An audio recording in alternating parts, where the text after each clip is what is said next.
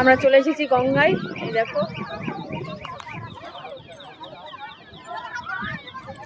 স্নান টান করে তোমাদের মন্দিরের সামনে গিয়ে দেখাচ্ছি, চলো দেখতে থাকো।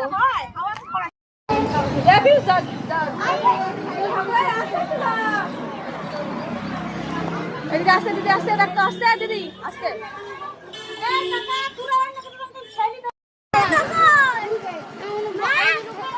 বলো বলো, অটো আছে, দাঁড়াও।